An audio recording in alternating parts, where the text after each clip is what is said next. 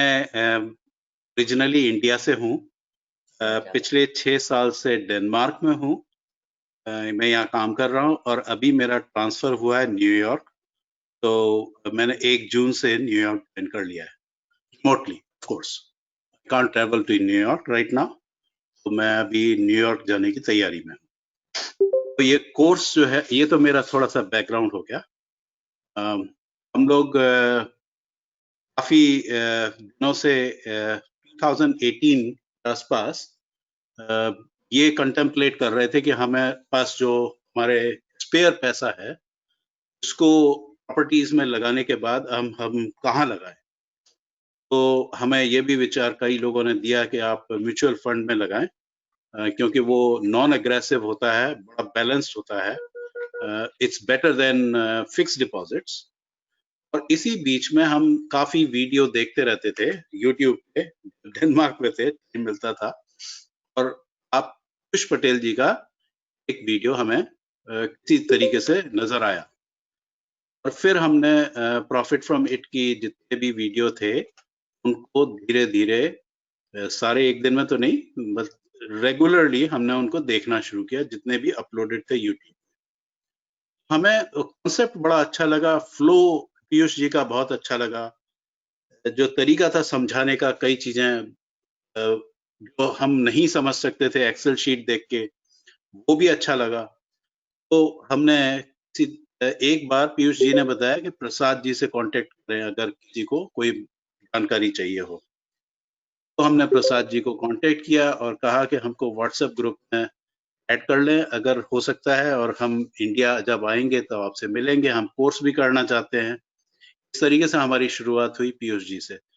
बहुत-बहुत धन्यवाद आप प्रसाद जी को भी और पीयूष जी को भी, जो इन्होंने हमें इंक्लूड किया। बीच में 2-3 बार ऐसे मौके आए जब हमें व्हाट्सएप ग्रुप से एक्सक्लूड किया, किसी वजह से।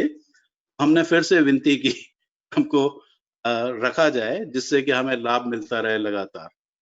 और बराबर। मेरे तो और फिर उसके बाद हमें ये अपॉर्च्युनिटी, एक दिन मैं कज़ाकिस्तान में था ट्रैवल पे, 15 दिन के लिए वहाँ गया हुआ था।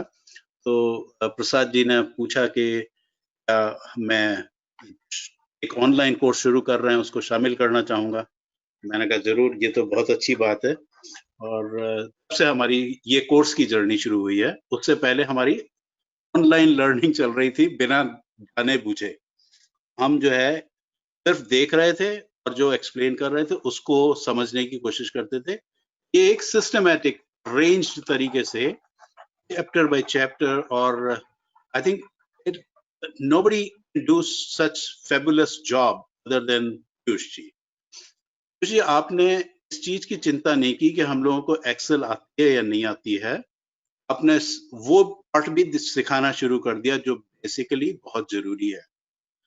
तो मेरे ख्याल से ये एक वन स्टॉप शॉप थी, अ, जहाँ पे जाएं तो हमें पूरी चीजें, सब समस्याओं का समाधान मिलता है। और बड़ी इम्पोर्टेंट बात, अभी प्रधानमंत्री जी ने बात की है आत्मनिर्भर भारत की। पीयूष जी, आप जो है ये बरसों से कर रहे हैं, हम आत्मनिर्भर बने, हमें कहीं जाने की जरूरत नहीं पड़े। तो वो बहुत ही इनक्रेडिबल है। मतलब इतना अच्छी सोच जो है कई कम लोगों की होती है।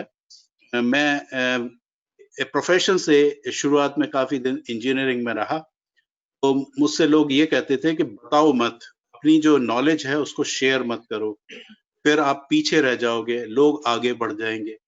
मैं उनसे यही कहता था, क्लास में 40 बच्चे होते हैं, टीचर सेम होता है, बुक सेम होती है, सिलेबस सेम होता है, राइट। लेकिन 40 के 40 एक नंबर नहीं पाते हैं। और सर एग्जाम क्वेश्चन पेपर भी सेम होता है। राइट।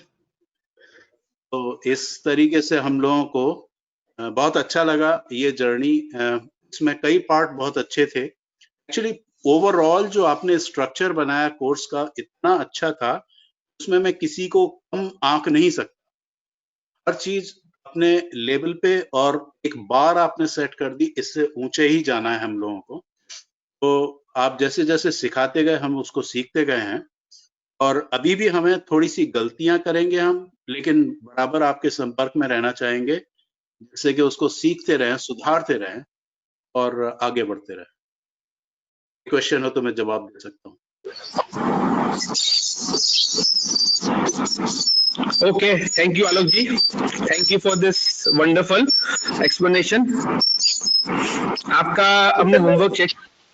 यस हाँ जी, तो भाई आलोक जी ने ये जो होमवर्क किया है, आलोक जी पहले तो धन्यवाद आपका भी। मैंने भी सही में बताऊं बहुत एंजॉय किया है पिछले 12 हफ्ते। मुझे भी ऐसा लगा कि चलो सब फैमिली मेंबर्स के साथ ही है, और कभी ऐसा नहीं लगा कि क्या टाइम इन्वेस्ट हो रहा है क्या कुछ नहीं, पूरा एंजॉय किया। राइट, मेरे को बहुत मजा आया, और मुझे खुद को सीखने को इतनी चीजें मिलती है जब ज्यादा लोगों के साथ हम लोग ट्रेनिंग करते हैं। राइट, और मेरा खुद का नॉलेज बढ़ता है इस चीज से। आपने जो ये होमवर्क किया आलोक जी, तो जनरली ये चीज वो है जो करने में थोड़ा टाइम लगेगा अभी भी, बराबर कि नहीं? कि अभी भी शुरुआत हुई, जैसे कि अभी तक तो हम आपको रोज कुछ ना कुछ नए वीडियो देते जा रहे थे और आप सीखते जा रहे थे। अब कल से आप सही में काम करना स्टार्ट करोगे, लेकिन आपने अभी से ये सब सेक्टर जो बाइफरगेट कर दिए, तो डेट इज वेरी गुड, बढ़िया काम किया।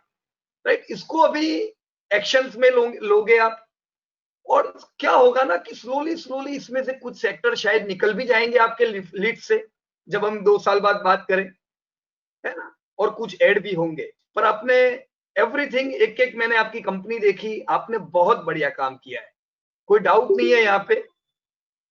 वंडरफुल। पहला एक्शन क्या लेंगे आलोक जी आप कल से? सॉरी, पहला एक्शन उसमें नीचे लिखा हुआ है।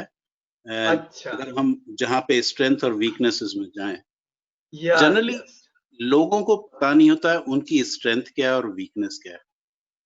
और मेरे साथ एक अच्छाई है, अच्छाई ये है कि मेरे को यहाँ बताने वाला है कि मेरी स्ट्रेंथ क्या है और वीकनेस क्या राइट है। राइट, मेरे जो साथ 30 साल से मेरे पार्टनर हैं, मेरी wife, she is very good in telling me my weaknesses.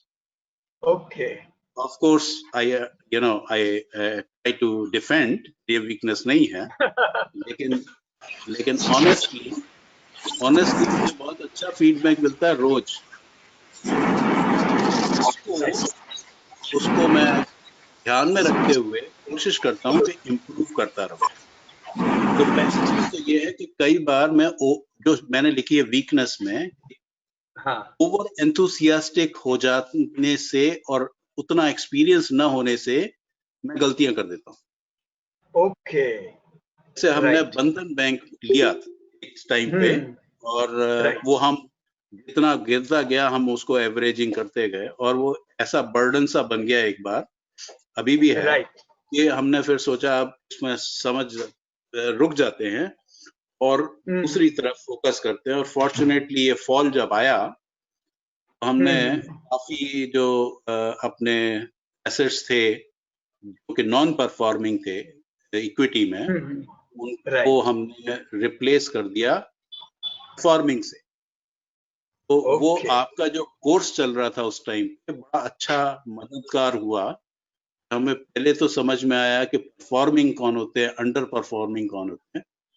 वो लिस्ट हम अपनी एक स्प्रेडशीट बना ली थी, जिसको हम दोनों ही देखते रहते थे, और ओके, आपके वीडियो सुन सुन के उसको इम्प्रूव करने की कोशिश। अभी भी ऐसा नहीं है कि हमारा पोर्टफोलियो बहुत बढ़िया हो गया है, लेकिन आने राइट, वाले समय में मेरे ख्याल से आपने सही कहा, कुछ कंपनियों को हम बिल्कुल निकाल देंगे और कुछ कंपनियों को हम रखेंगे, ऐड करेंगे एक्चुअली, या कंपनी। राइट।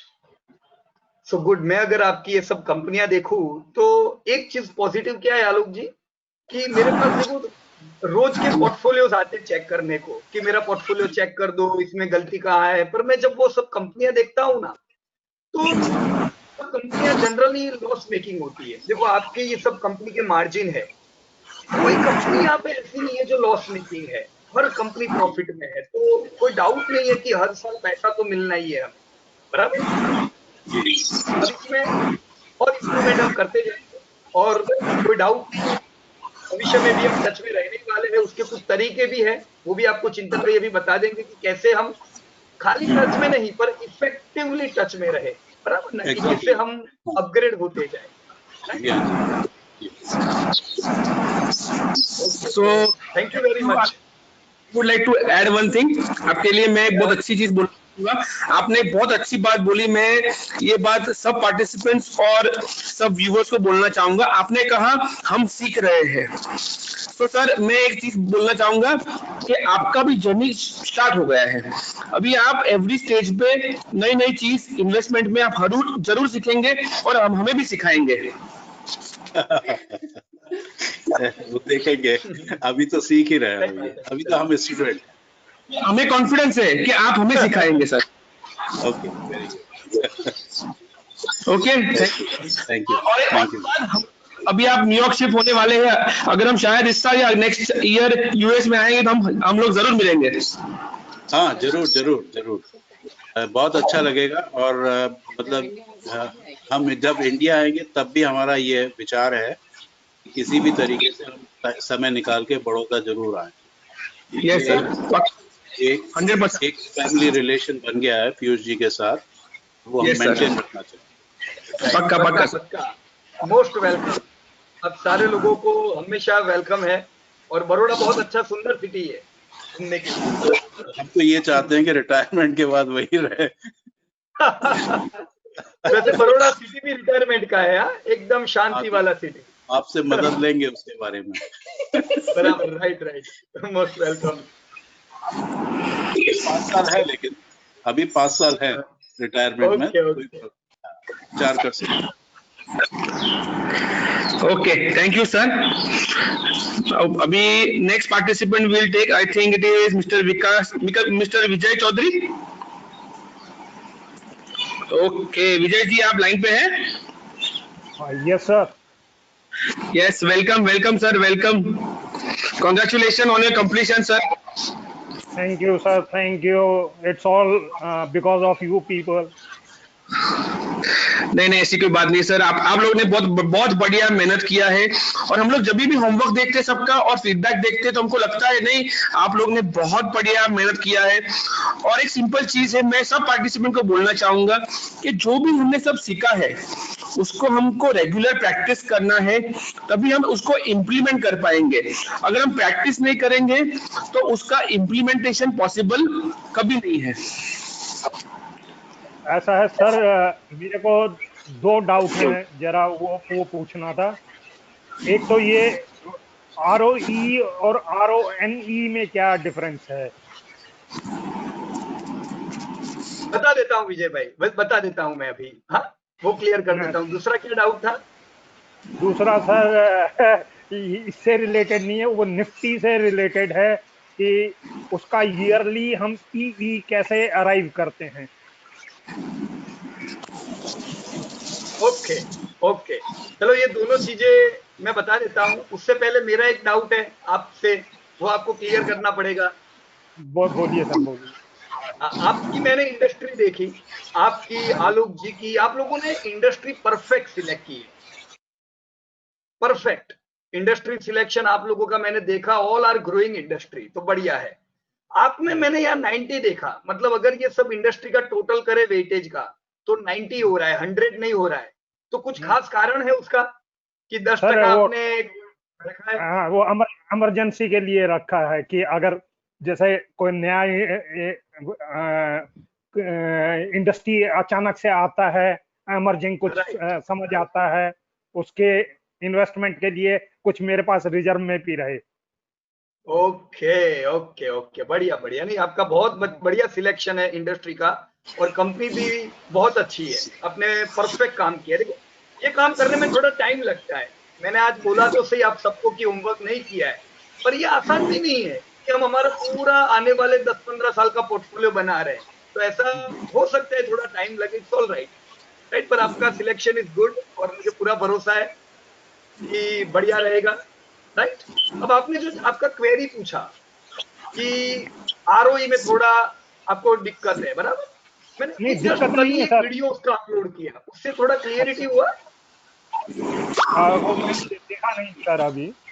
Okay, right. चलो मैं आपका ये आरओई गिनता हूं, पर कौन सी कंपनी के आरओई गिनना है? नहीं, ये सर उनको आरओई तो लगा दिया सबका, RONE का हाँ, समझ में नहीं आया। अब वो मैं आपको समझा देता हूँ, लेकिन कौन सी कंपनी का देखिए, मुझे कोई नाम बताइए आपकी, कोई भी कंपनी। सर आप एग्जांपल एक बता देंगे तो बाकी हम उसको नकलची तो है ही, में पकड़ लेंगे। बराबर है, चलो कोई भी ले लेते हैं। वोल्टास। वोल्टास, चलो वोल्टास ले लिया।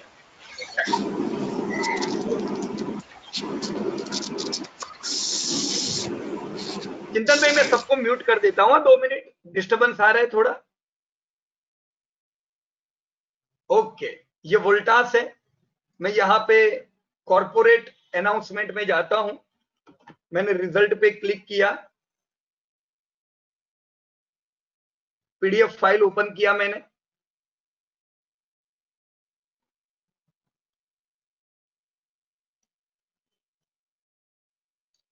देखिए यह बहुत इंपॉर्टेंट है, रिटर्न ऑन इक्विटी।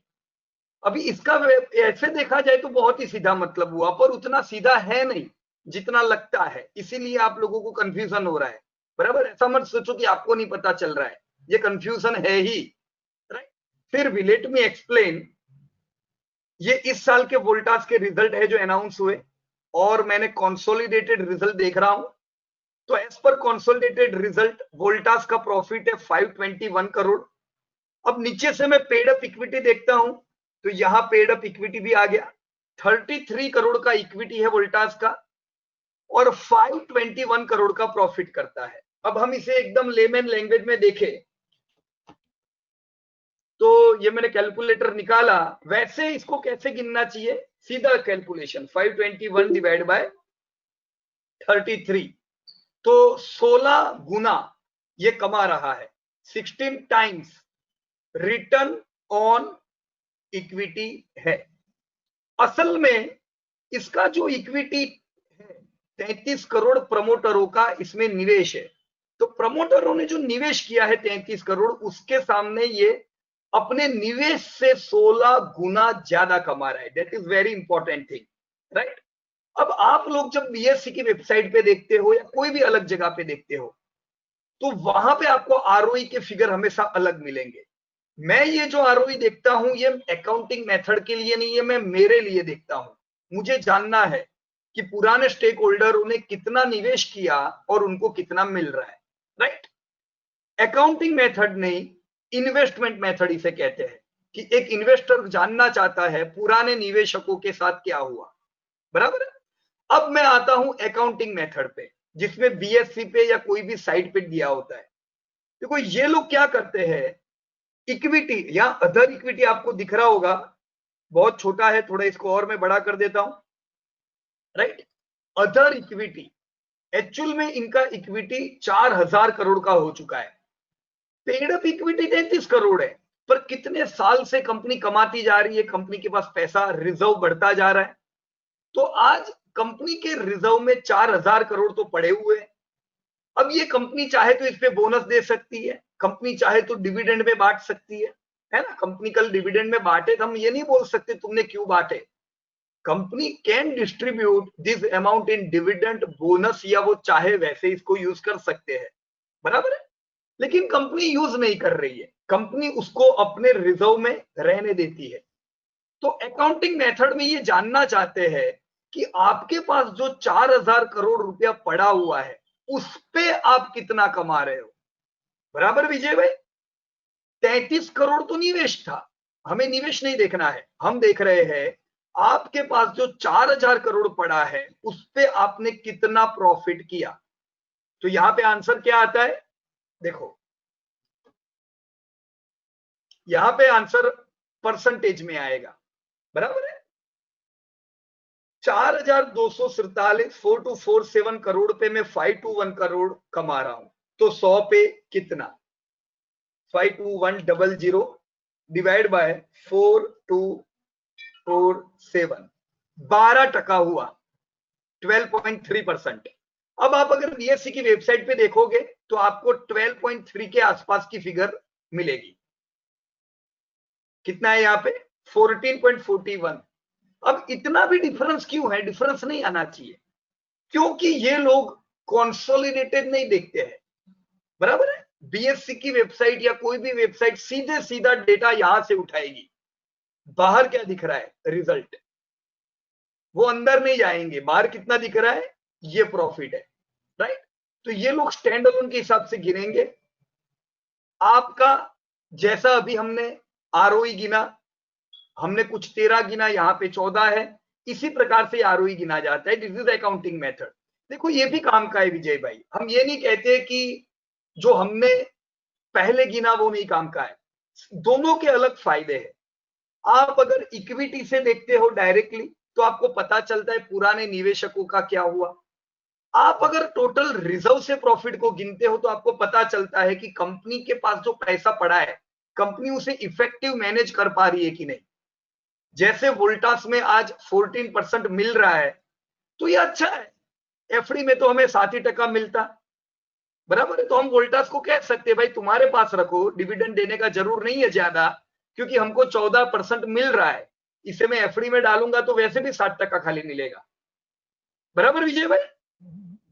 तो ये अलग तरीके है। मैं एक निवेशक हूं, मुझे तो सीए अकाउंटिंग से कोई लेना देना नहीं है, तो मैं मेरी मेथड शांति से वो गिनता था कि पता चले सीधे सीधा पीयर ग्रुप में मुझे पता चल जाए। देखो ये मैंने पीयर ग्रुप खोला, मुझे यहां से जानना था कि कौन सी कंपनी है जो सबसे कम निवेश से सबसे ज्यादा प्रॉफिट कर पा रही है। अब वो मैं इनकी मेथड से जान नहीं पाऊंगा इतना इजीली, क्योंकि इतने सबके मेरे को रिजर्व जानने पड़ेंगे, बराबर ना। जबकि यहाँ इक्विटी से मैं डायरेक्टली जान पाता हूं कौन कितना कमा रहा है, राइट विजय भाई। Yes sir, yes sir. आज सुबह ही एक वीडियो भी अपलोड किया था, उसको थोड़ा चेक कर लेना तो आइडिया आ जाएगी। ठीक सर। और सर वो अपना एनएससी वो निफ्टी का जो था, निफ्टी बराबर, ईपीएस हाउ टू कलेक्ट वो नो ईपीएस ऑफ निफ्टी, बराबर है। पहली चीज ये तो सिंपल फॉर्मूला है, आपको अगर कोई भी 2-3 चीज मिल गई, ईपीएस, पी और प्राइस, ये तीनों चीजें एक दूसरे के साथ जुड़ी हुई है, ये तो हम जानते ही है, बराबर है। देखो मैं यहाँ पे थोड़ा गिन के बताता हूं कैसे। ईपीएस जानना है और आपको प्राइस पता है, पी पता है, तो आप ईपीएस जान सकते हो। अगर आपके पास ईपीएस और पी है तो आप प्राइस जान सकते हो। यानी 3 में से कोई भी 2 चीज अवेलेबल है तो तीसरी चीज आप जान सकते हो। नहीं सर एक मिनट। हाँ, मेरा ये है कहना है, क्योंकि निफ्टी का तो डेली पीई वगैरह सब कुछ डेली चेंज हो रहा है, वो ईयरली कैसे निकालते हैं उसका? राइट, मैं बता देता हूं। देखो गूगल में मैं लिख रहा हूं पीई ऑफ निफ्टी, राइट। अब यहाँ पे ये टिकर टैप ये सब बताएंगे, यहाँ नहीं जाने का, सीधे सीधा एनएससी इंडिया की साइट पे आ जाओ। दिखा यहाँ पे, ये एनएससी इंडिया पे पी बता रहा है, मैंने इसको क्लिक किया। अब देखो ये हिस्टोरिकल बता रहा है, हिस्टोरिकल यानी आपको जो तारीख के पी ईपीएस चाहिए सब तारीख का मिल जाएगा। मैं अभी लेटेस्ट डालता हूं, आज की तारीख 2020 का जून महीना का कल की तारीख मैंने डाली। 3 तारीख तक के मेरे को ये सारे डेटा चाहिए, P, price to book value और डिविडेंड यील्ड। देखो पी आ गया 23.50, ये कब का है विजय भाई? पी कल का सर, कल का है। अब आपको पी पता चल गया, आपको प्राइस पता है, 10,000 प्राइस चल रहा है, तो इसका ईपीएस कितना आएगा? वो डिवाइडेड प्राइस डिवाइडेड बाय उसको। या देखो मैं कर देता हूं, 10,000 डिवाइडेड बाय कितना पी था? 23.50। कितना ईपीएस है निफ्टी का? 425.53। तो आपको 3 चीजों में से कोई भी 2 चीज मिल गई तो तीसरी चीज आप जान सकते हो। अब ये 425 डिराइव कैसे हुआ ना विजय भाई, ये डिराइव 425 रुपया कैसे हुआ ये आप नहीं जान पाओगे, ये आसान नहीं है। मैं आपको ये कह सकता हूं कि निफ्टी 50 की 50 कंपनियों का ईपीएस देख लो और अपने वेटेज के हिसाब से ईपीएस गिन लो, तो भी 425 नहीं होगा। तो फिर ये 425 गिनते कैसे होंगे, कोई अंदाजा आपको? नहीं सर, कोई अंदाजा नहीं इसका। देखो, असल में इनका ईपीएस होता होगा 100-125 रुपए के आसपास। आप अगर वेटेज वाइज निफ्टी 50 की 50 कंपनी ले लोगे कि भाई एचडीएफसी बैंक का फॉर एग्जांपल ईपीएस 20 रुपया है, उसका वेटेज 10% है, तो कितना ईपीएस लेने का? 2 रुपया, बराबर। अगर 50 कंपनी का आप ईपीएस वेटेज वाइज करोगे तो भी 450 रुपया नहीं होगा। पर ये लोग 450 रुपया ईपीएस इसलिए गिन रहे हैं क्योंकि हर साल ये निफ्टी 50 की कंपनियां डिविडेंड देती है कि नहीं देती है? देती हैं सर। तो वो डिविडेंड का पैसा किधर जाएगा? वो भी ये लोग ईपीएस में ऐड कर देते हैं। समझे आप? ठीक पिछले सर, साल थोड़ा कॉम्प्लिकेटेड है, इसको आप थोड़ा प्रैक्टिस करने के बाद समझ सकोगे। निफ्टी की 50 कंपनी का ईपीएस लिया और अब तक का एक्यूमुलेटेड डिविडेंड लिया, तो ये जो निफ्टी का भाव बनता है ना विजय भाई, ये मत सोचो कि 10,000 रुपया यानी प्योर 10,000, निफ्टी 1000 से 10,000 गई यानी 10 गुनी हुई, ऐसा नहीं है। हमें लगेगा डिविडेंड कहां गया, पर ये डिविडेंड सब गिन के ही बनता है। ठीक, बराबर बराबर है। मैं आपको, हम क्या करेंगे इसके लिए एक स्पेशल दिन रखेंगे, बराबर। और इंट्रिंसिक वैल्यू निफ्टी की कैसे गिननी है, ये पूरा एक दिन ऐसा हो तो हम प्रोग्राम रखेंगे जिससे और क्लियरिटी आ जाए, बराबर। Thank you sir, thank you. हाँ जी, ओके। ये तो क्योंकि इतना आसान भी नहीं है, ये थोड़ी देर बाद पता चलेगा, बराबर। बराबर सर, बराबर। ओके ओके विजय जी, आपको अपना इंट्रोडक्शन और आपका एक्सपीरियंस जो है वो आपको शेयर करना है। आप जो ट्रेनिंग में सीखा है वो अपने एक्सपीरियंस में डे टू डे कैसे लाएंगे, वो भी हमको समझाना है। चिंतन भाई, मैं सबसे पहले तो पीयूष भाई और आप सबका बहुत बहुत धन्यवाद कि इतना अच्छा प्रोग्राम बना रखा है कि एक अनपढ़ जैसे आदमी को भी समझ आ जाता है कि कैसे आगे बढ़ना है। मैं रिटायर्ड हूँ एयर इंडिया से, डिप्टी मैनेजर, सीनियर सिटीजन हूँ। मैंने सोचा कि अपना रिटायर्ड में लाइफ को कैसे कुछ अच्छी तरीके से यूटिलाइज किया जाए, तो मैंने सोचा चलो इधर उधर और सर्विस करने से अच्छा है अपना कुछ नॉलेज गेन की जाए। तो मैंने कहा शेयर मार्केट का सबको क्रेज रहता, मैं इसके बारे में स्टडी की जाए। एक मैंने टेक्निकल कोर्स किया, 5-6 महीने किया। Hello, yes sir, continue. 5-6 महीने किया, सारे टेक्निकल इंडिकेटर सब कुछ उन्होंने सिखाया डिटेल से सब कुछ, लेकिन किसी ने ये नहीं बताया कि उनको हाउ टू गो फॉरवर्ड, कैसे वो ऊपर जा रहे हैं या नीचे जा रहे हैं। अब मैंने उनसे ये भी पूछा कि कोई फंडामेंटल कोर्स का ही बता दो, क्योंकि वो खाली टेक्निकल ही सिखाते थे। कहते कोई जरूरत नहीं है फंडामेंटल की, टेक्निकल में सब कुछ ही है। अगर शेयर अच्छा है तो अपने आप टेक्निकल बताएगा, शेयर खराब है तो टेक्निकल बताएगा। मैं 1 साल तक मैं उसके सर मारता रहा, मेरे तो उसका कोई न सर पैर कुछ समझ में नहीं आया। अंदाजा लगाएं। और अच्छा, आदमी को साइकोलॉजिकल भी ये होता है कि ये शेयर 50% गिर गया, 60% गिर गया, इसको पकड़ लो, ये अब तो ऊपर उठ जाएगा ही जाएगा। इसका सबसे बढ़िया लाइव एग्जांपल है यस बैंक, जिसका इतना नाम था और इतना उसने वेल्थ क्रिएट करके दिया, लेकिन जब गिरा तो कहीं रुकने का नाम ही नहीं लिया। लोग बाग कहते अब यहां से ऊपर जाएगा, अब तो पकड़ ही लो। वो थोड़ा सा ऊपर जाए 20%, फिर 50% नीचे गिर जाए, करता करता उसने, मैं तो तंग आके 170 में उससे बाहर ही निकल गया। ओके। तो फिर मैंने आपके दिल्ली में, मैं गुड़गांव से हूँ, दिल्ली में 2 बार आपके ये जो हौज खास में ऑडिटोरियम में आप करते हैं वहां पे अटेंड भी किया आपका कोर्स। राइट। मुझे तो मुझे आपके जो प्रेजेंटेशन और आपका स्वभाव इतना सिंपल और इतना क्लियर था कि बहुत मजा आ गया। लेकिन मैं डरता था क्योंकि एक रिटायर्ड आदमी और एक आपका कोर्स था 35,000 फॉर 3 डेज। अब मैंने कहा यार मैं तो इतना कंप्यूटर सेवी नहीं हूँ और मेरे को समझ नहीं आया, तो ये 35,000 भी मेरे तो चले गए जो पहले मैंने टेक्निकल में बर्बाद कर दिए थे। तो फिर मैं आपके लेकिन ट्रैक रखता था क्या हो रहा है। जब आपका ये ऑनलाइन आया मैंने कहा अब मौका है, अब तो पकड़ लो। समझ नहीं आया तो रिपीटिशन तो करता ही रहूंगा, उसको बार बार देख लूंगा। तो इस तरीके से मैंने आपका ये कोर्स ज्वाइन करा और अब ज्वाइन करके मैं इतना खुश हूं कि मैंने कि it was the one of the wisest decision I have taken.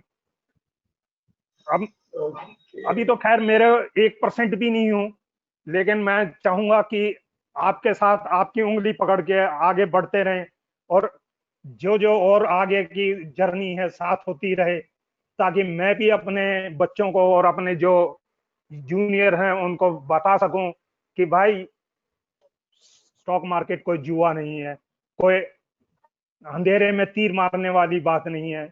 ये एक बहुत ही कैलकुलेटेड एक चीज है। इसको अगर ध्यान से करोगे, कैलकुलेशन से करोगे तो you will create wealth, otherwise जो वेल्थ है उसको भी डुबो दोगे।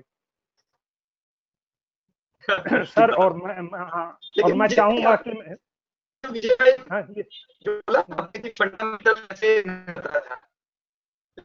सर पीयूष भाई वॉइस कट रहा है, वॉइस कट रहा है सर। तो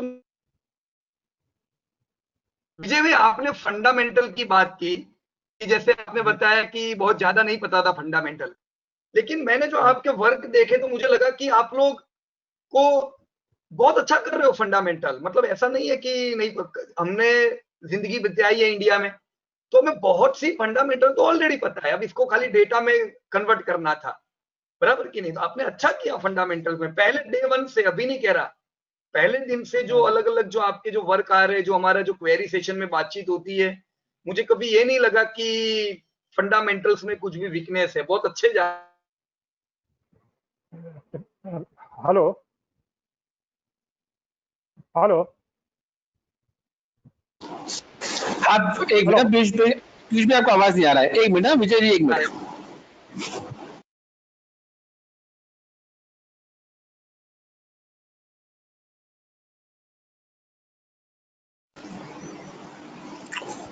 हाँ पीयूष जी आपका आवाज नहीं आ रहा है। मेरा आवाज आ रहा है नहीं सर? हाँ विजय जी आपका आ रहा है। मैंने अपने आप को म्यूट कर दिया है, आप बोलने वाले हो इसलिए, है ना? नहीं पीयूष भाई, मेरे को मैं सच कह रहा हूँ, मुझे फंडामेंटल के बारे में कुछ नहीं पता था। मैं तो छोटी मोटी कंपनी, आप हंसेंगे सुन के, मैं आलोक जैसी इंडस्ट्री ले ली थी 2 रुपए में, 2.5 रुपए में, और मैं सोचता था ये मल्टी बैगर बनेगा। बड़ी मुश्किल से 3 रुपए में आया तो पीछा छुड़ाया। ओके। अच्छा, ये मेरे में एक थोड़ी सी एक ये खासियत है, मैं नकलची बहुत अच्छा हूँ। आप जो भी सिखाते हैं मैं उसको खूब प्रैक्टिस करता हूँ, इसलिए मेरे को ये थोड़ा सा आप गुड बढ़िया। और सर और आगे भी जो आपके कोई भी और वर्कशॉप होंगी, कुछ भी होंगे, मेरे को टच में रखना कि मेरा एक ये पैशन है कि to know. Right, very good. Delhi में हम मिलने वाले हैं इस साल तक, है ना चिंतन भाई? एक प्रोग्राम अपना दिल्ली में रहेगा, उस समय सबसे मिलेंगे वापस, बराबर? हाँ सर, जरूर मीटिंग करेंगे, हम लोग करेंगे। उसकी सब डिटेल्स में ये सबका इंट्रोडक्शन और ये हो जाए सेलिब्रेशन, फिर मैं सबको बता दूंगा। Okay Thank you, Vijay ji. Thank you for this wonderful experience. Thank you, sir. Rather, thank you all people. धन्यवाद। ओके ओके, अभी ये हमारे नेक्स्ट पार्टिसिपेंट है मिस्टर विकास कुमार। विकास जी, आप लाइन पे हो? हाँ जी सर, आवाज आ रही सर? हाँ, एकदम लाउड एंड क्लियर। ओके।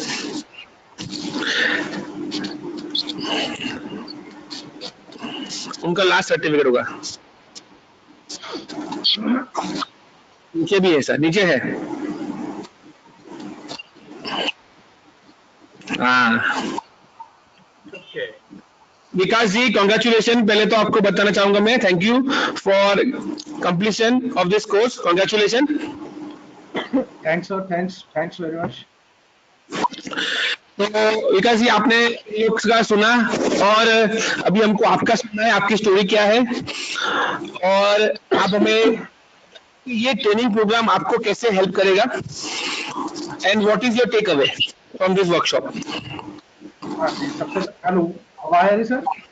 हाँ, लाउड एंड क्लियर। ओके। सबसे पहले तो पीयूष सर और उनकी सारी टीम को मेरी ओर से धन्यवाद सर, जो आपने इतना बढ़िया कोर्स हमें प्रोवाइड किया और स्पेशली ये कोर्स ऑनलाइन प्रोवाइड किया, क्योंकि मेरी प्रॉब्लम यही थी कि मैं ऑनलाइन तो एवरीथिंग ग्रास्प कर सकता हूँ, लेकिन आने जाने में मेरे को काफी प्रॉब्लम होती थी ड्यू टू टाइम। और सबसे पहले सर मैं आपने भी बोला कि मैं कैसे लाऊंगा इस ट्रेनिंग को अपनी फर्दर, तो मैं आपको बताना चाहता हूँ कि ये आप देख रहे हैं कि मेरी इंडस्ट्रीज में ग्रीन में मैंने पेंट किया हुआ है। तो आपको मैं बताना चाहता हूँ कि ये ग्रीन का मतलब है कि ड्यूरिंग दिस कोर्स मैंने इन कंपनी में थोड़ा इन्वेस्ट मतलब ऑलरेडी कर चुका हूँ ड्यूरिंग कोर्स। पहले मेरे पास ये कंपनी नहीं थी। हाँ जी। अच्छा, और यानी कि मैं इसको इम्प्लीमेंट करना अभी मैंने शुरू कर दिया हुआ ड्यूरिंग कोर्स ही कर, और आगे भी मैं इसी तरह से जो आपने मेरे को सिखाया है और जो मैंने सीखा है इसको मेरी कोशिश होगी कि अच्छे तरीके से करें और आपका जो है नाम हम रोशन करेंगे।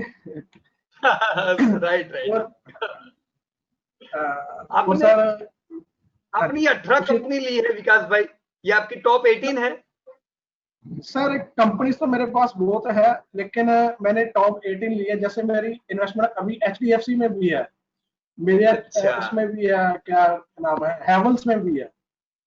लेकिन मैंने उनको लिखा नहीं क्योंकि सर उसका अभी कंपनी की जो अभी करंट रिजल्ट आया ना उसके हिसाब से मैंने उसको अभी कंसीडर नहीं किया। पहले मैं उसको चेक करूंगा कि उसकी ग्रोथ क्या जा रही है। राइट। हाँ सर, नहीं कोई बात नहीं विकास भाई, देखो लंबे समय से अच्छा सब चीज से अच्छी है, ये करंट सिनेरियो थोड़ा खराब है तो थोड़ा ध्यान रखने का, जैसे ही ग्रोथ दिखे आप एंट्री ले सकते हो, बराबर ना? हाँ गुड, बहुत अच्छा बनाया है आपने। हाँ जी सर, वंडरफुल। तो पहला एक्शन अभी आपका क्या रहेगा? और सर हाँ जी, मैं अपने बारे में कुछ बताना चाहूंगा। हाँ जी सर, पहला एक्शन यही रहेगा कि जो कंपनीज मेरे पास अभी नहीं है या वेटेज कम है जिनको मैं अभी ले रहा हूँ, जैसे मेरी वेटेज अभी HDFC AMC और बजाज फाइनेंस में ऑलरेडी कर रहा हूँ इन्वेस्टमेंट, लेकिन कम है मेरे वेटेज, उनको मैं बढ़ाऊंगा। और इन टॉप 18 में से जो मेरी कंपनीज रहती हैं उनको मैं धीरे धीरे इसमें अपना वेटेज बढ़ाते रहूंगा और इन्वेस्ट करते रहूंगा। और जो भी नई कंपनी आएंगी, एक सवाल है लेकिन आपसे, एक सवाल है। हाँ जी बोलिए सर। हाँ जी, 18 कंपनी आपने सिलेक्ट की है, क्या ऐसा हो सकता है कि 18 के 18 आपको जिंदगी भर साथ दे? नहीं सर, ये तो डिपेंड करेगा अपना इनका क्या कुछ आगे पीछे होगा, बराबर ना? आगे पीछे होगा, बेटे से कम ज्यादा करनी पड़ेगी। इसमें से 2-3 कंपनियां मान लो कि आपने सोचा वैसे नहीं उनका ग्रोथ हो रहा है, तो आप क्या करोगे? सर मैं धीरे धीरे उनका वेटेज हुआ वो उसका जब भी बाउंस आएगा तो मैं उसको कम करता जाऊंगा और नई कंपनी में जो मेरी चल रही है उसमें वेटेज बढ़ाता जाऊंगा। राइट, वेरी गुड, यही बोलने का कि जब बाउंस आता है हम सेल करते हैं, जब फॉल आता है तब हम बाय करते हैं, बराबर ना? वंडरफुल, बहुत अच्छा। अभी भी सर मेरे बारे में कुछ बता रहे थे? हाँ जी सर, मैं अपने बारे में आपको बताना चाहता हूँ कि मैं इस मार्केट में जो स्टॉक एक्सचेंज है, शेयर बाजार है, इसमें मैं सन 2008 से काम कर रहा हूँ। लगभग 12 साल हो गए मेरे को इस मार्केट में स्ट्रगल करते हुए।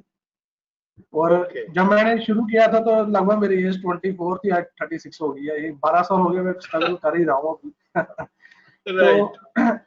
तो मैंने काफी सीखने का प्रयास किया, ऑनलाइन बुक्स से, ऑनलाइन से ज्यादा मेरा जो फोकस रहता था वो सारा का सारा मेरा टेक्निकल पे मेरा ज्यादा फोकस था कि टेक्निकल सीखना। जैसे आप देख रहे हैं अभी भी कि टेक्निकल पे Right. चारों ओर धूम मची हुई है कि टेक्निकल में काफी पैसा कमा रहे हैं लोग। सही बात है। तो इस चक्कर में मैंने भी मतलब काफी जो फॉरेन के जो टेक्निकल थे, ट्रेडर थे, उनके वेबिनार भी आते हैं फ्री ऑफ कॉस्ट, उनको भी मैंने फॉलो किया। कुछ काफी टेक्निकल्स में मैंने इंडिकेटर सीखे हैं। जैसे आपने Right. बताया मूविंग एवरेज जो चलता है अपना, ये सब कुछ अपना मैंने एक दो बार किया हुआ है इसको। लेकिन प्रॉब्लम ये थी कि पीयूष भाई मैं इसको सीख तो बहुत कुछ लिया, लेकिन हाउ टू इम्प्लीमेंट नहीं मैं कर पा रहा था इन सब। Right. इम्प्लीमेंटेशन में मेरे को काफी मुश्किल थी। और जहां तक हाँ कुछ पिछले 3-4 साल से मैं अभी फंडामेंटल की और कन्वर्ट हुआ हूँ, इम्प्रेस होके। ये बड़े बड़े इन्वेस्टर है ना अपने, सभी जानते हैं, मुनीश पोब्राय है, डॉली खन्ना है, हाँ, ठीक है। तो इनकी ओर देख के मैं इनकी ओर ज्यादा अट्रैक्ट हुआ क्योंकि फंडामेंटल्स भी इसमें काफी पैसा कमाया उन्होंने। तो फंडामेंटल्स सीखने में की मैंने कोशिश तो की, लेकिन इतना कुछ मेरे हाथ लगा नहीं इतना कि क्या करना है, कैसे उठाना है, कैसे सबसे पहले तो कैसे कंपनी को फाइंड आउट कैसे करना है, कैसे सिलेक्शन Right. कैसे करते हैं ये लोग। तो मैं क्या करता था पीयूष भाई कि मैंने आपको फोन पे भी शायद स्टार्टिंग में बताया था एक बार कि मैं मुनीश हाँ, पोब्राय हाँ. हो गया, डोरी खन्ना हो गया, ये बड़े बड़े इन्वेस्टर को कॉपी करता था कि जो ये शेयर Okay. दे रहे हैं मैं भी वही देता हूँ शेयर। और आप बराबर। हाँ, अभी भी मेरे पास वो सारे शेयर 36% अभी भी मेरा पोर्टफोलियो टोटल डाउन है अभी भी लेटेस्ट। Okay. वो सारी की सारी कंपनीज जो है वो मैंने फॉलो करके ली हुई है। जैसे मनीष पोब्राय KRBL उन्होंने ली थी, लेकिन वो बाहर निकल गए किसी कारण जो हुई थी। बराबर। और भी Right. बड़े इन्वेस्टर हैं, कर्नाटका बैंक, एरिस एग्रो, ये सारे शेयर मैंने इनको फॉलो करके बड़े बड़े इन्वेस्टर को मैंने लिए हुए। नमकार कॉर्पोरेशन, लेकिन अभी सब डूब गया, किसी में 87% डूब गया, कभी 75 डूब गया। हाँ, तो हाँ, हाँ. मतलब स्ट्रगल ही चल रही थी कि कैसे करूं। अभी तो मेरे घर वाले भी कहने शुरू हो गए थे कि भाई 12 साल हो गए, कुछ हाथ तो लगा नहीं। तो वो भी कहते थे आप सोच लो कि हर बिजनेस हर किसी के लिए नहीं बड़ा हुआ, पर पता नहीं क्या बराबर मेरे है। वो था कि नहीं मैंने इसको करना है।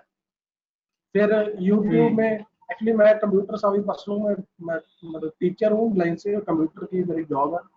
तो मैं अच्छा. काफी बार मतलब 8-10 आवर जो मेरा रूटीन है कि मैं नेट पे ही गुजारता हूँ। तो यूट्यूब पे भी मैं जैसे सारा सर्च करता था, तो तभी से कह दो कि जैसे हो ना किसी ताले की चाबी खुलनी मिलनी है, तो वैसे मेरे को प्रॉफिट का वीडियो मिल गया था। तो लास्ट Okay. 1.5 ईयर से मैं आपको फॉलो कर रहा हूँ। तो काफी कुछ मैंने आपसे सीखा है ड्यूरिंग बिफोर कोर्स भी। और मैंने Okay. सबसे लास्ट में इंडस्ट्री मैंने लिखी है टीटी हाउसवेयर की, TTK प्रेस्टीज कंपनी। और मैं बताना चाहूंगा कि मैंने कोर्स से पहले ही सीखकर ये कंपनी ली हुई है। तो अभी भी अच्छा, मेरे अच्छा. से साल पहले की पड़ी हुई है कंपनी, ये कोर्स से पहले ही, यानी कि उससे मैं आपको बराबर. फॉलो कर। तो मैं फाइनली Okay. ये कह सकता हूँ कि जो मेरी 12 साल की स्ट्रगल थी, मैंने सीखा बहुत कुछ, लेकिन हाउ टू इम्प्लीमेंट, कैसे जाना है आगे, कैसे इम्प्लीमेंट करना है, वो सारी मेरी स्ट्रगल आज खत्म हो चुकी है, मैं दावे से कह सकता हूँ। और Good. अभी बढ़िया. मैं ये कह सकता हूँ कि अब मेरे को ये पता है कि चलो बढ़ेगा तो कंपनी बढ़ेगी तो टाइम लगा के ही बढ़ेगी, कोई भी कंपनी है।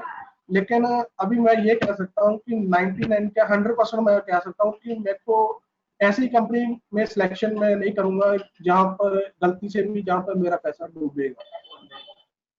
अभी बराबर मतलब है. गलत कंपनी में मेरा इन्वेस्टमेंट नहीं हो सकती, ये मैं दावे से कह सकता हूँ जो मैंने आपसे सीखा। एक क्वेश्चन Right. सर मेरा आपसे अभी भी है, जो मेरे माइंड में अभी हाँ भी जी. घूमता है, इसके कारण मेरा 36% जो पोर्टफोलियो मेरा डाउन है।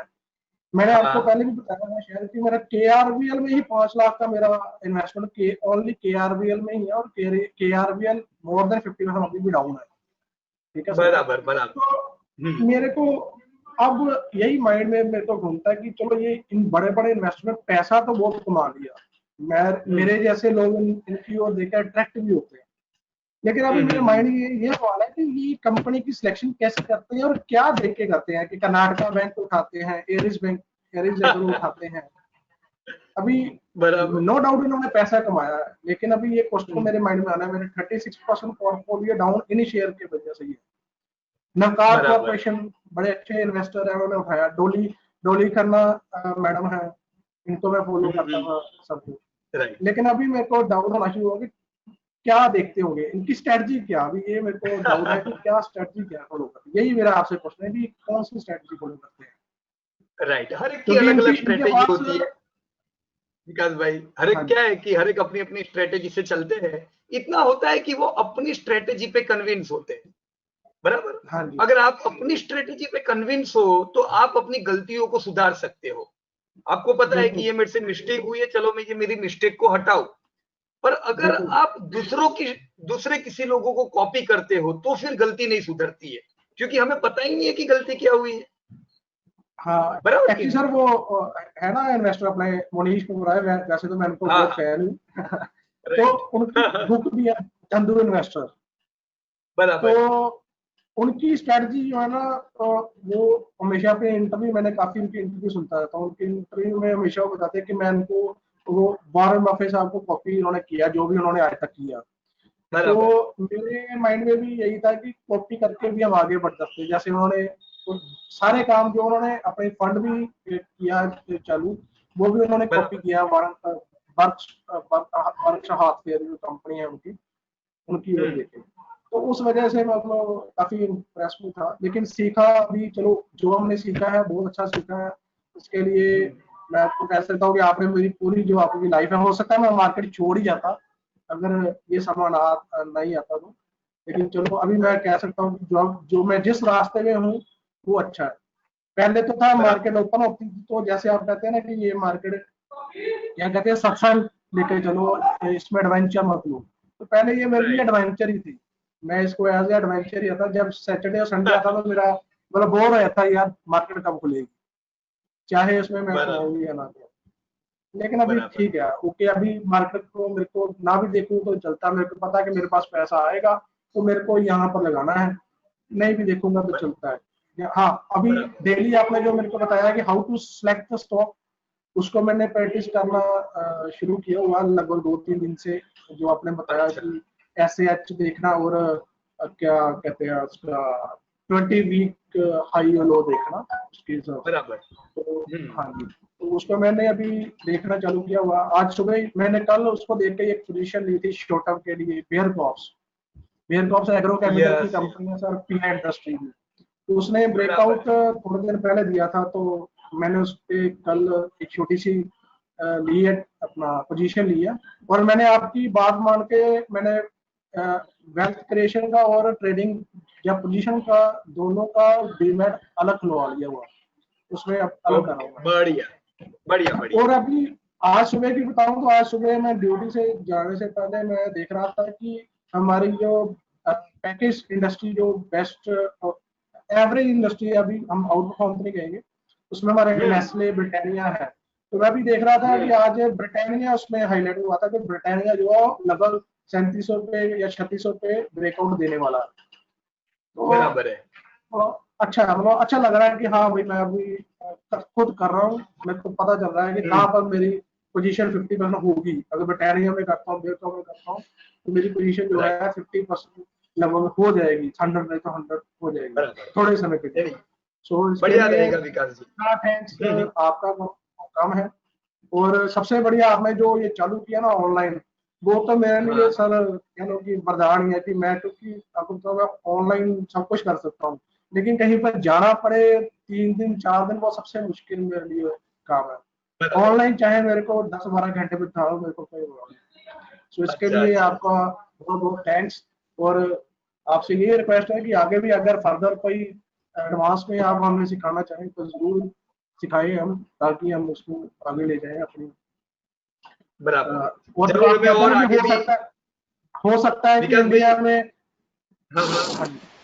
हो सकता है कि बहुत बढ़िया है।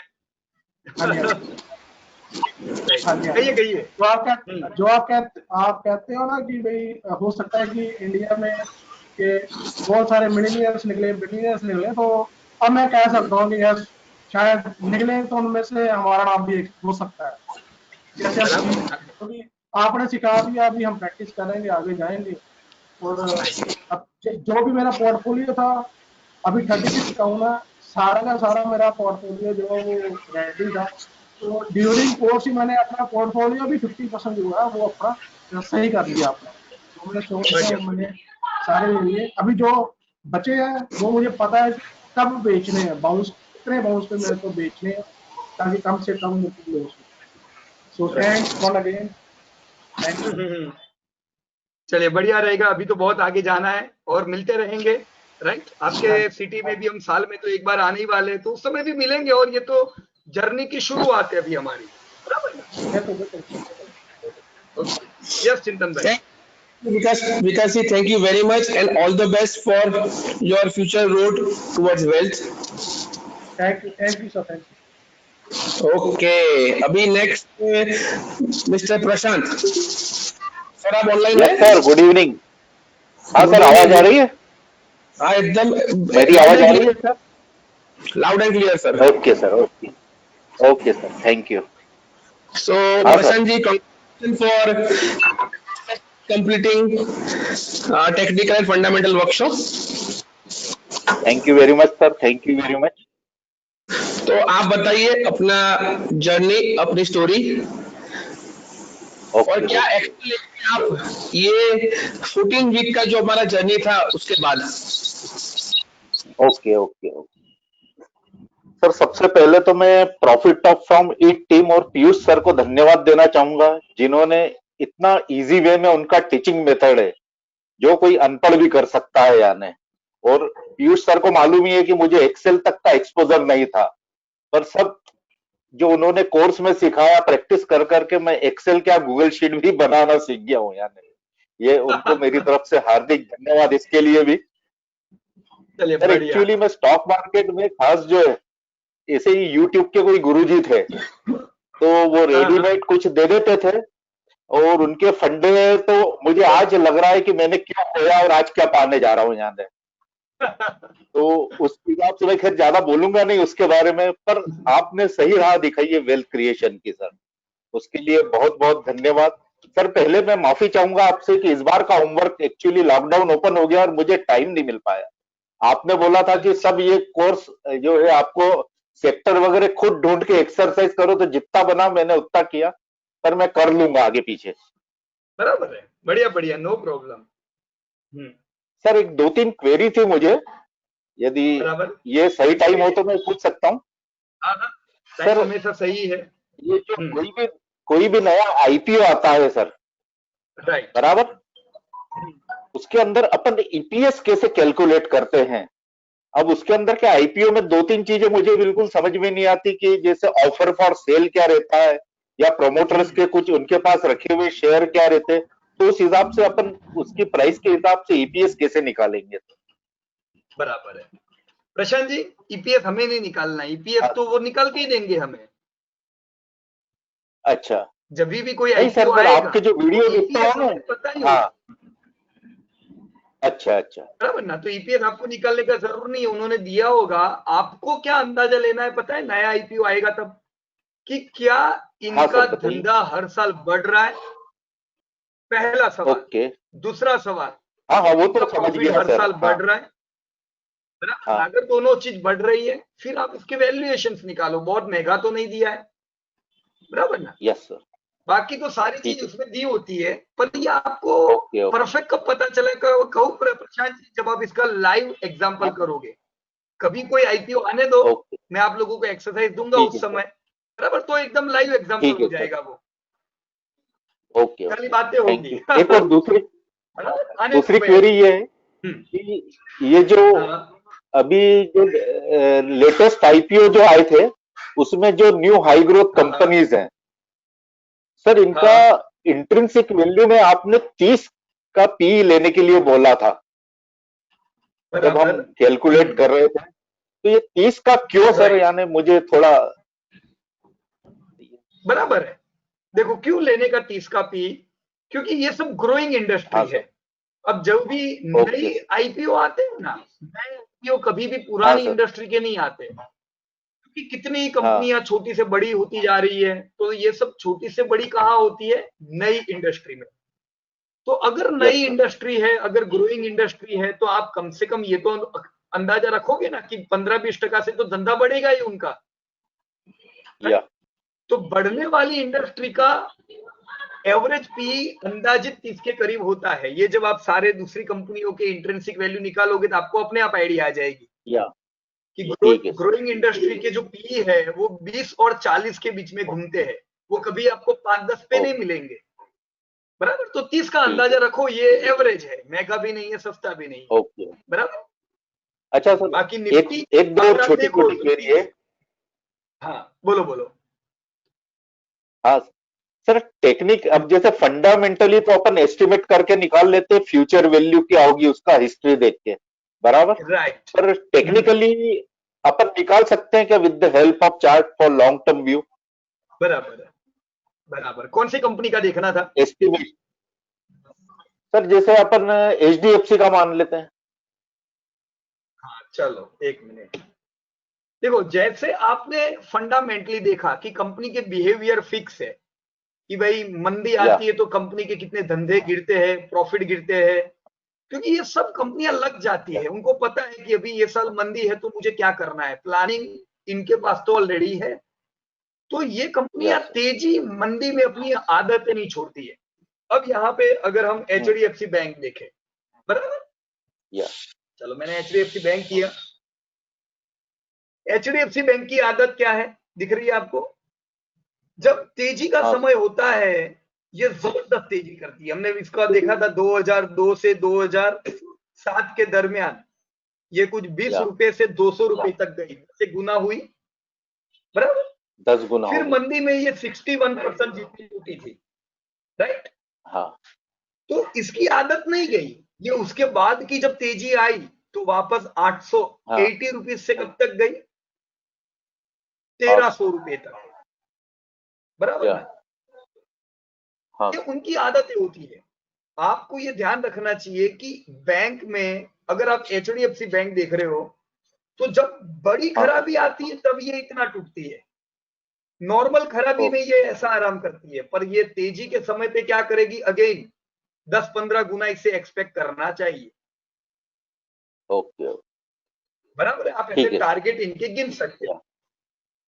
दूसरी एक चीज में एक तरीका बताता हूं आपको, ये 2008 का हम लोगों ने यहाँ पे चार्ट खोला हुआ है। एक मैंने आपको 61.8% ढूंढना सिखाया था, वो तो अभी पक्का हो गया। Fibonacci retracement. हाँ सर, सर सबसे लो वाला लेना और हाई तक का वो लेना। Yes, lowest low to highest high. तो देखिए फिबोनिक रिट्रेसमेंट हो चुका है इसका, या थोड़ा उससे पहले ये घूम चुका था। अब मुझे इसके टारगेट जानने हैं, तो उल्टा फिबोनाची देखने का। देखो मैं अभी वापस लेता हूं और उल्टा फिबोनाची देखूंगा। हाई से कहां तक टूटा था उतना किया मैंने, तो आप इसको स्क्वीज करो, देखो ऊपर चार्ट बन रहे, ऊपर टारगेट बन रहे। हाँ राइट। हाँ सर, यस, देखो ये बना उसका टारगेट। आपको पहले दिन पता हो जाना चाहिए कि अब 180 से जो एचडीएफसी चला है, ये हर यहाँ पे थोड़ा रेजिस्टेंस आएगा, आराम करता करता किधर तक जाने वाला है ये मैंने लाइन ड्रॉ कर दी। देखो सब जगह पे उसने आराम किया है। तो आपको टारगेट ये ध्यान में रहने चाहिए, 180 से निकला तो 244 तो जाएगा, 244 तक कोई भी प्रॉफिट बुकिंग करने का जरूर नहीं है। 44 से ये 344, आपका ओवरऑल टारगेट कितना था, 514। देखो 514 पे इसने और 15-20 महीने आराम किया। तो ये ऐसे चलते हैं। मंदी आपको टारगेट बताती है कि अगली तेजी में ये कितना चलेगा, बराबर है। इसको अब फंडामेंटली दोनों मिक्स कर देना ताकि और आइडिया क्लियर हो। ये तब तक नहीं चलेगा जब तक इनके धंधे नहीं सुधरेंगे, राइट कि नहीं? हाँ सर, थैंक यू। तो आपको क्लियर रहनी चाहिए प्रशांत जी कि ये लाइफ टाइम हाई नहीं मारेगा,